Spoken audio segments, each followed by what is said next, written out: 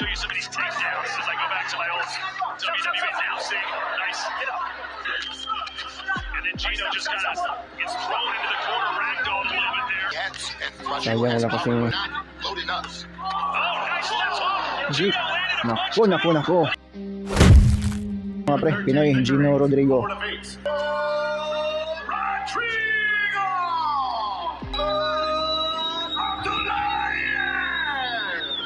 Protect yourselves at all times and listen like a man. Let's go Pinoy, let's go kababayan. Yeah, Rodrigo won his last fight with an absolute bomb. The black taking on Abdulayev in the white. Ito, Abdulayev, ang Pinoy mga idol. Short notice pa ang Pinoy dito. Ito, ang Pinoy, umabanti ang Pinoy. Tinamaan ng straight si kababayan. Rodrigo falling off balance when he 11 knockouts in his 1-2, ang Pinoy. Huwag kang pa-corner, idol. There certainly is an aggressiveness in Abdulayev.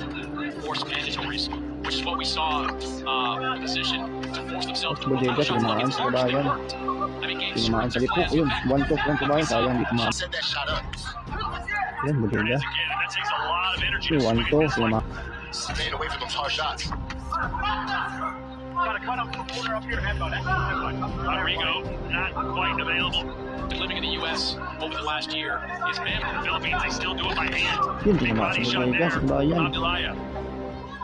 Bodega talaga punteriya ng kalaban kasi nagbabawas dito sa kababayan. 14 pounds binawas ni Rodrigo dito. Tinamaan ang solid. Round number 3 mga idol. That's our main event right now. We're in our second fight of the night. Ruslan Abdulayev and Gino Rodrigo. Back to back, that's 3 hooks, great chin, digging downstairs. Is it going to happen? From Uzbekistan. Rodrigo's only landed 4 punches over the first 2 rounds. Hindi katama sa kabayan dito. Yun, tinamaan ang kombinasyon from... Sayang wala kasing... ang solid ng lipok. 1-2 from Abdulayev. Hindi makatama si... Win medal after medal. He said, look, it's just about fighters in Uzbekistan. It's going to be a dominant country for many years to come. And listen, amateur boxing in Eastern Europe is huge. In America, we don't pay much attention outside the Olympics, but over there... Yun, tinamaan ang solid. Ayun. Tinamaan ang solid. If I hear Ruslan just send him out with that jab, and then he gets hit with that quick overhand right. But you know, I think he took the shot well. Yeah, he certainly has looked like he has the chin for it.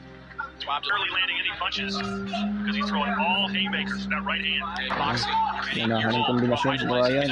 Kombinasyon sa katawan. Wah, tinamaan. Tinamaan. It's like Rodrigo just way too tight. And right here, you know, Ruslan just look at that. Nice slip away. Yun, tinamaan sa Bodega. Sakit nun. Loading up. Zeke. Naku. Lepo.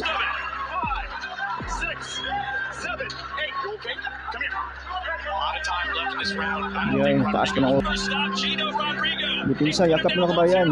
Huwag kang sumabay.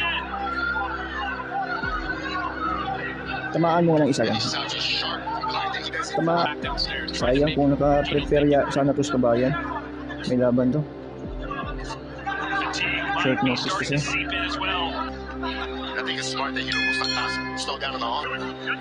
Pero tinamaan ng lepo. Tama sana siya. Parang sabay out balance sa mga idol. Sabay out balance. Was Gino Rodrigo. And I like the attitude. Yeah, he used to do that. Once we go slowing down before our eyes. These are good body. Rodrigo doesn't even have a chance to clinch. Tough-handed shots for Rodrigo. And you would never think this is just a second pro fight for Ruslan. Ayun, mas naging agresibo sa kabayan, no? Ayun, no? Look at him teasing him apart. Sayang hindi tumama-off ba? Rodrigo averaging just 3 landed punches around. That's 1 a minute.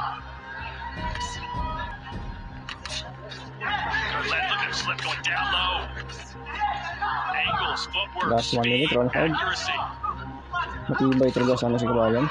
Kung naka-prep, Always changing. If the combination's up top, the next combination's going to the body. See, hook up top, and then he finish with a hook to the body. Both those shots.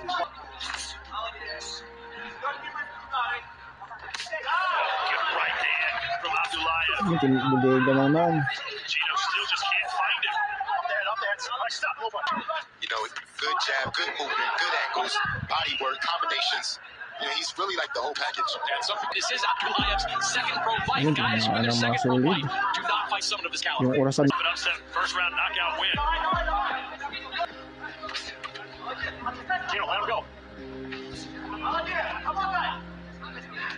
You know, the thing with Ruslan, the accuracy is probably like about 70%. He's landing almost every shot. There, he's long gone. Some moments there in round 6 for Gino, but still the round clearly long. Top is like Abdulayev. He said, "Be busier, throw more punches." Yeah, I think he wants to knock out now. He said the guy's finished, man. Go for it. There with a big left hand. And Gino ate it like a champ as they both tumble to the canvas. Yeah, that was the same left hand that put Rodrigo down the last time. Hey, you're both for wrestling. That's both, not both of you. Hey, be a wrestling match. The boxing has not worked out well for him. He went for power shots landed 74-18. A lot of these power shots. Hindi na tumatama, no? Ruslan didn't throw him, man, but he's exaggerating over there. Get over there. Na-wrestling si Kabayan. Don't do that shit, all right? Stop. Stay here. Abdulayev in this training camp said this guy's Yun, tinamaan na naman ang hook. channeling some of that. But I do think Rodrigo was selling that. A little when he hit the canvas, he was taking every second he could get. Then there he goes. A flop fest. Rodrigo. Uy, tinamaan sa batok. Yun, batok na naman. Yun, bugbog sarado na. Rodrigo wants out of this fight, but at the same time, he doesn't want to get knocked out. Bodega naman. He wants to get back in the ring as soon as possible, start racking up those wins. What's really impressive, man, is when Ruslan throws the combos, how quickly he reacts. Parang bibigay na yata sa Kabayan. It's very impressive. Good body shot there from Gino. Oh, big left hook just grazed the nose. I love the fact that Abdulayev not just trying to go on cruise control here late. He's trying to get Rodrigo out of there.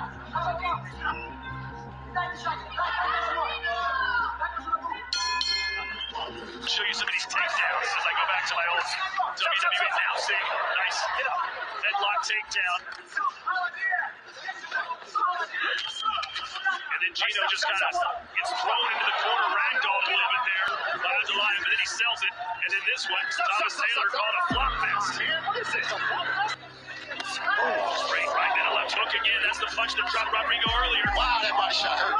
And he's got the right down. No knockdown. Touchdown. Give me a buzz. Abdulayev trying to knock this guy out like his career depends on it. You gotta love this aggression. Boxing is entertaining. Nice combinations. Trying to hold on. Is Gino throwing another right hand? Nobody home. Stop. They're gonna fight him like this. Like he's gonna wear opponents down. Huwag kang bumagsak, idol. This type of power. Guys gonna hold him, try to grab on. Like as he gets a little more mature, gets a little more experience, he's gonna become better. Chico was later on, you know, he gained Uy, experience from it. sinama ka na straight. Babagsak na yata to. I'll tell you what, Abdulayev looks like he can go 12 rounds, no problem. Run hills. And some of the time, and I think I got this translation correct, they carry each other up the hills. Yakap ka. He's carrying Umabot ka sa one of his ano. national team teammates up a hill. Last His 25 teammate seconds, at different times Duradahi. carrying him. It's quite the work Bigyan ulit. Ayos. Listen for the bell. Gino hung in there. He gave it his all, but he's just not on the level of Ruslan Abdulayev. Again, I'm not sure how many fighters in this division are at that level right now. No, man, Ruslan. Defeated WBA Continental Gold Super Lightweight Champion Ruslan Abdulayev. And it's interesting.